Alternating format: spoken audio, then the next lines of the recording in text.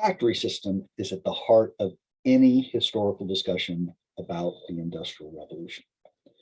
The factory system was a whole complex workplace that involved humans and machines. David Landis, in a seminal work called The Unbound Prometheus, described this workplace and its impact on society. His title tells us a lot about what he thinks about the nature of the Industrial Revolution. The unbound Prometheus. Prometheus was the Greek god who stole fire and gave it to humans. Fire changed lives. As King Louis taught us in the Jungle Book, right? Man's red fire separates humans from other primates. The ability to control fire, the ability to manipulate fire, allowed humans to cook their food, allowed them to turn darkness into light, allowed them to turn cold into heat. Fire, the ability to control and manipulate fire, was one of the first technologies that gave humans the ability to manipulate the natural environment. So when David Landis, a historian in the 20th century, refers to the Industrial Revolution in the context of the unbound Prometheus, Prometheus, who had been punished by the Titans for stealing fire, was unleashed again to provide the world with what? A steam engine. The steam engine allowed for all of these transformations to occur. It was an external combustion engine. Well, what does that mean? Well, today we have internal combustion engines. This was external. Coal or fossil fuels was used to boil water to create steam. That is a simple thing, right? You can take a pot and you can boil water and create steam. How is that useful? Well, that steam then pushes a piston inside of a cylinder. Now, unless you know what all these things are, it doesn't really give you an imagination. Well, let's start with something like a piston, right? This is a piston from a Volkswagen Beetle. My father had it. This is the solid piece that the steam is going to push on. This fits inside a cylinder. So you imagine then that if you take like a can of vegetables or a can of fruit, and you open it up and you dump everything out, the inside of that is a cylinder, right? So it's a hollow space that's the opposite of this solid. The piston's solid, the cylinder is hollow, and they fit closely together. So the steam goes inside of the cylinder and creates a force which pushes on the piston. That's a steam engine. The combustion, the fire, the coal fire, happens external to the cylinder. In an internal combustion engine, the combustion happens inside of the cylinder, right? That technology comes in another 100 years. It's the steam engine that made possible the factory system. It took well over 100 years for this technology to actually come together in a system, right? The steam engine is the heart of the system, but it doesn't become socially transformative until there's an entire system in place. Now that 100, 150 years is fast in human evolutionary terms, but we're talking about multiple generations for it to play out. It transformed the woolen textile industry.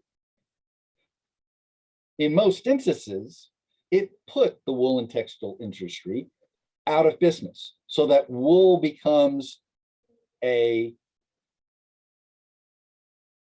odd or a irregular or a extraordinary garment, and it is replaced by a new type of textile.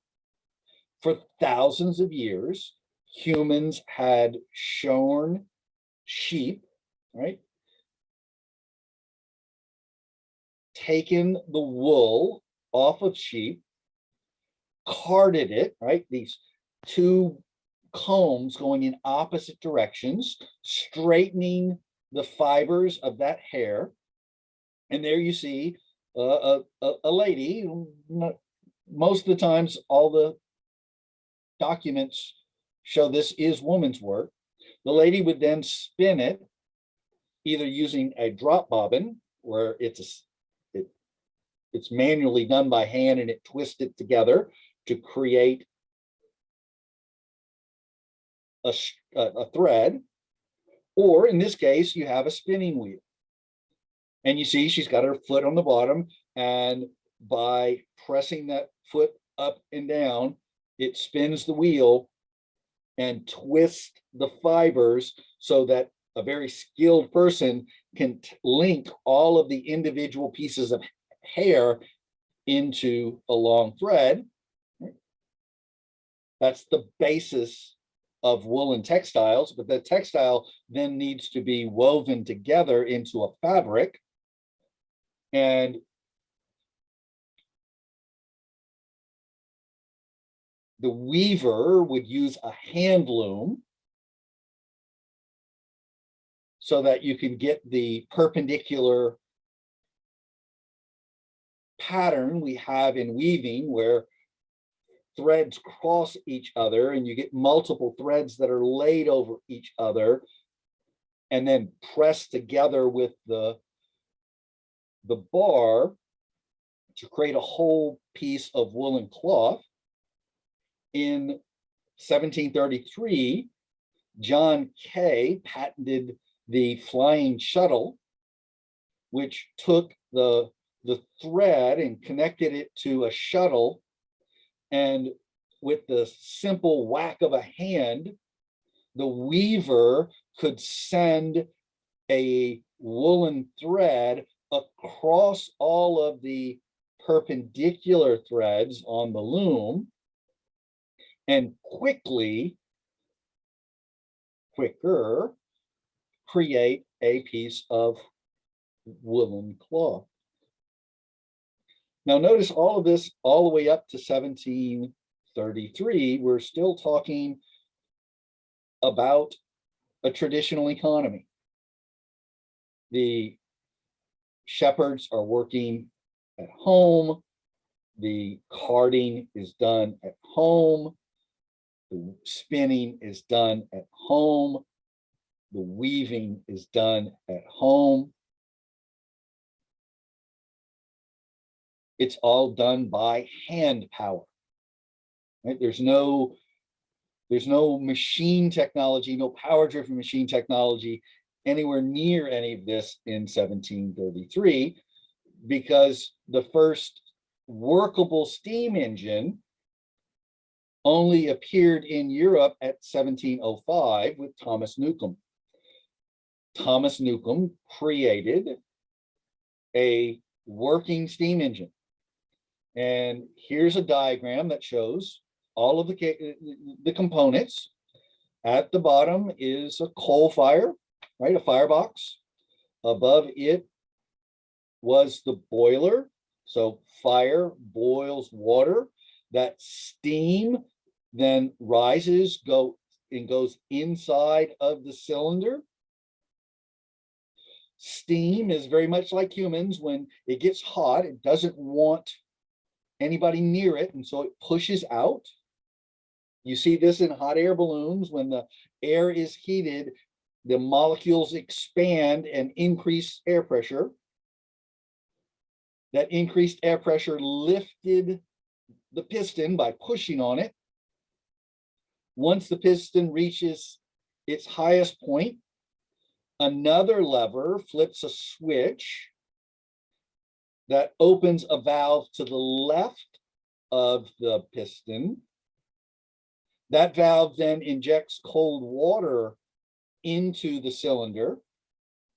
And once again, if you've ever been in a get thrown into cold water, right? Your body shrivels up. That cold water goes in and immediately starts to condense the air molecules. It drops the air pressure, and then the weight of the piston drops it back down, right? So you get this big clunky noise, right? Where it goes up and comes right, drop down, up and drop down. All this could accomplish was the pumping of water out of a mine. Thomas Newcomb developed his steam engine for a single purpose. He wanted a way to get water out of coal mines. Coal was necessary for home heating and home cooking.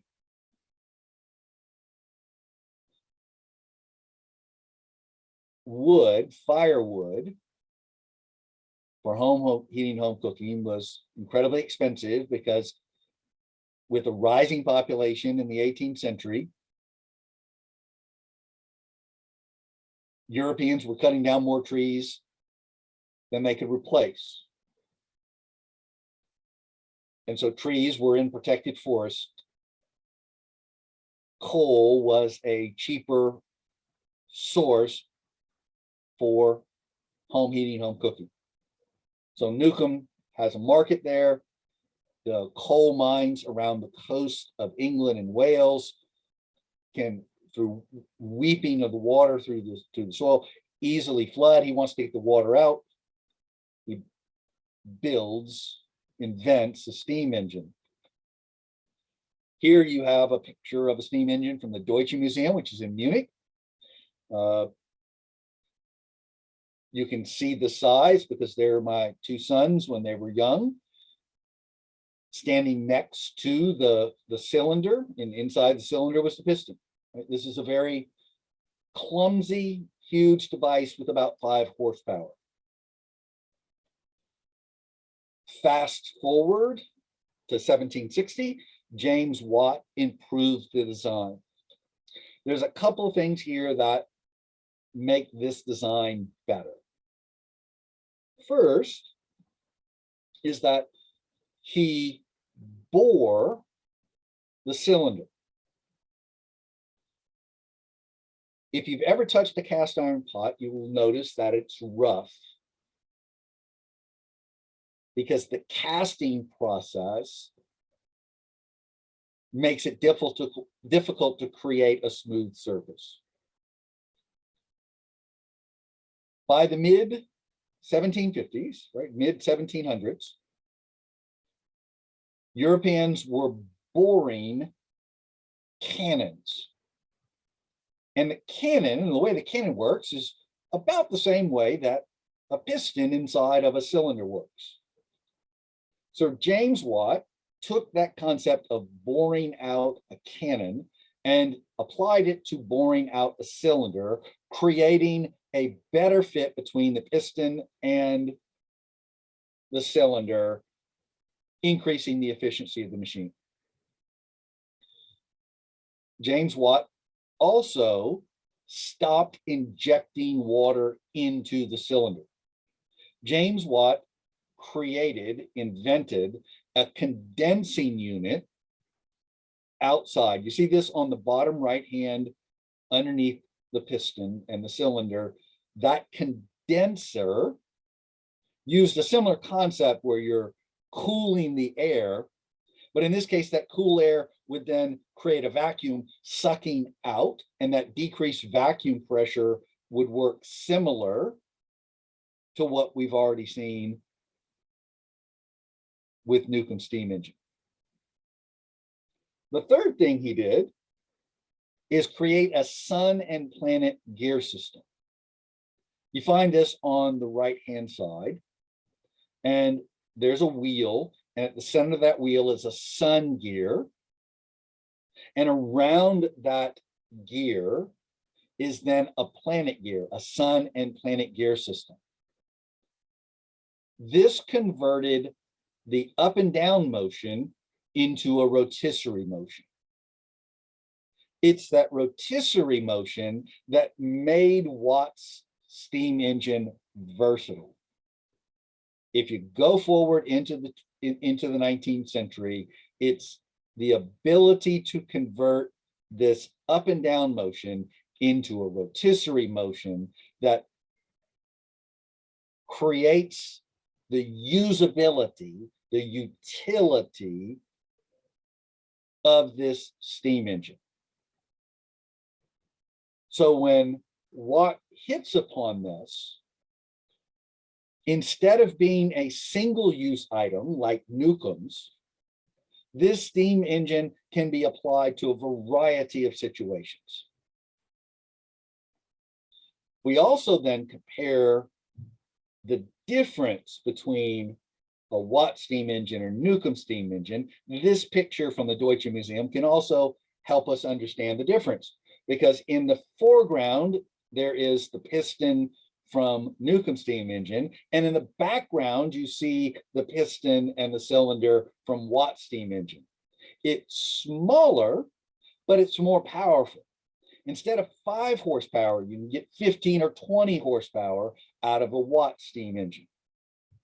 So this is also the beginning of a trend we have with modernity, that machines get smaller and smaller and smaller. If you ever go back and look at the first phones, for example, right, they're on a wall and they're about this big, right? They're 1.5 feet, 6 inches.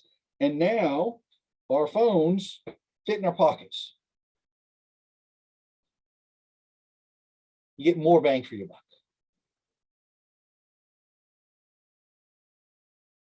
James Watt's steam engine design truly was revolutionary.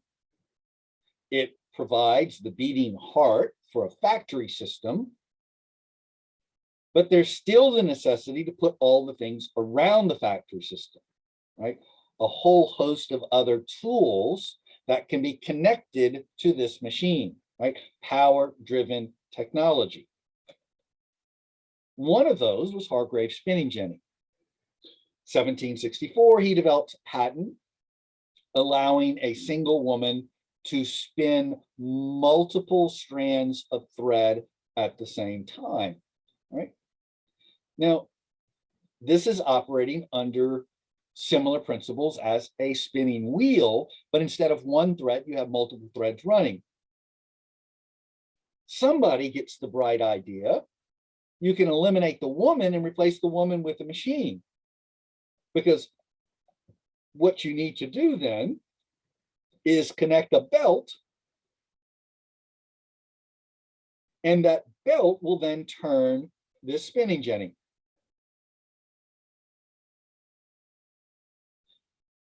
You can connect a whole bunch of spinning jennies to a single steam engine, and you can have one woman managing multiple machines. Vastly increasing her productivity. So there's a productivity leap between the spinning wheel and the spinning jenny, and then there's another big leap when the spinning jenny is connected to a steam engine. This is getting much closer to our understanding of a factory, where a human being manages machines, but it's the machines that are actually doing most of the labor. The humans become a mechanic or a machine operator instead of actually making the products by hand, right? She's not sitting there taking her fingers and trying to twist the various fibers, right? She will set up the machine, she'll get the machine going, but she is going to then manage the machine instead of manage the product. Something similar then happens with Eli Whitney's cotton gin. You'll notice here, when Eli Whitney patented his cotton gin in 1793, he imagined human labor spinning these combs. Because what he did is he took that carding concept and put cards along a roller. And then when the human being turned the crank, the rollers went in opposite direction, basically working the same motion as a carding. Now, Eli Whitney wanted his slaves to do this, that this would be done by slave labor, because slaves were growing cotton in the southern part of the United States in the 1790s. But cotton production had been limited by the cleaning of cotton. When cotton comes off the stalk, you get a little cotton ball, it's dirty with plant fibers and it's dirty with seeds. And that separation, that cleaning of the cotton by hand was laborious and time consuming. So Eli Whitney sped up this process. Now, once again, he's doing this independently of a steam engine. But then if you then have any little bit of an imagination, you can then take a roller, once again, connected by a belt, and that belt's connected to a steam engine. You put multiple cotton gins in a room with a steam engine, you pour the cotton in, and out comes straightened, clean cotton fiber. Ironically, this does not diminish the demand for slave labor. This increases the demand for slave labor in the United States. Because now plantation owners in the United States start realizing the commercial value of raw cotton, because it can be harvested by hand, managed by hand in the field with agricultural workers, slaves, and then the plantation owner can reap the benefits of that by selling the cotton to Northern or British textile producers. And so what this does is shifts textiles, right? The clothes people wear, the garment industry, from predominantly wool-based into a cotton-based. Cotton's simply more comfortable than wool.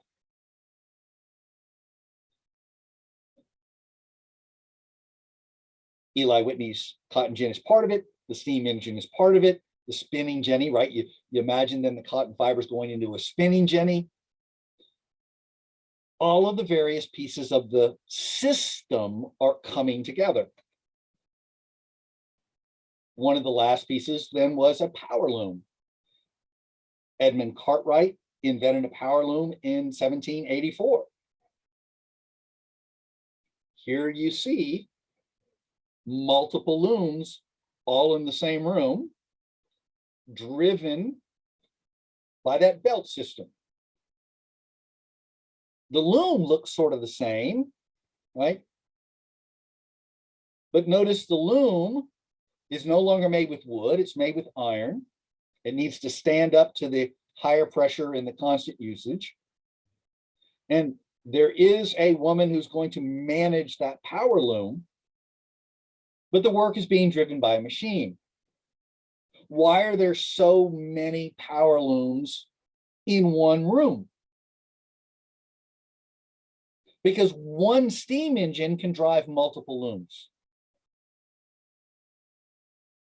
And so there's an expense associated with a steam engine, the expense of buying and setting up all these machines. And it's not something that's going to be bought and used in the home. There is a capitalist who's going to invest in this at a risk in order to make a profit.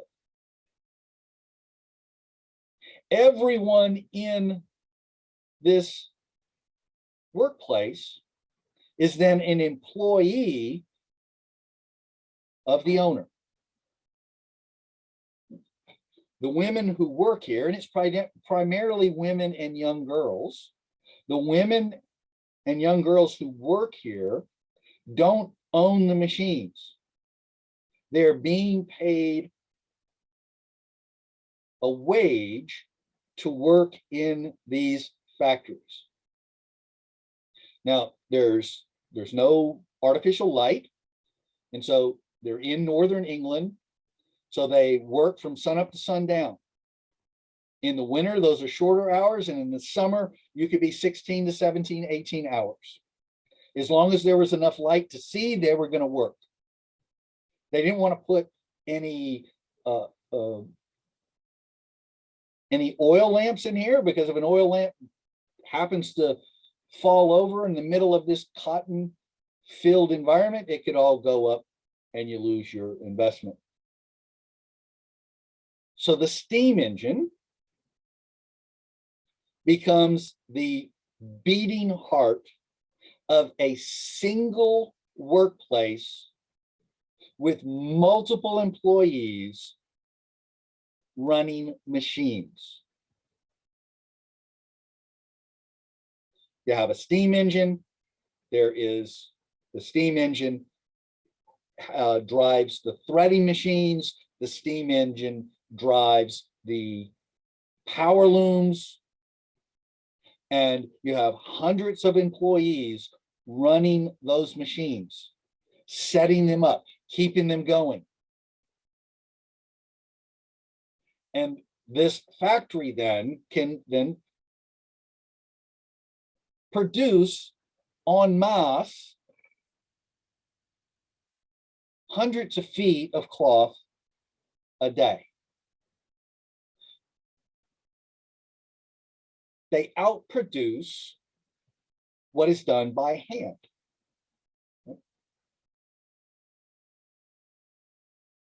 The investment, right, is done in order to make a profit. It's done outside of a guild system. It's done in a place where there's no regulation of labor, right? This is all done within the quote context of a free market. The factory owner is the master of his house. This factory system is revolutionary. There really wasn't anything like it on this scale anywhere in the world. Sure, there are places with large numbers of workers, but the scale and the productivity, right, the mass production of the factory system set it apart. And so David Landis, when he talks about Prometheus Unbound, right, this system becomes revolutionary because while it begins in the textile industry, by the end of the 19th century, it's applied to almost any number of products, right? It starts with cloth production, cotton cloth production, but then eventually it gets applied to bottles, it gets applied to canning food, it gets applied to shoemaking, any number of day-to-day items are transformed at the end of the century. At 1800, all of the pieces, all the technological pieces came together to create a system around 1800.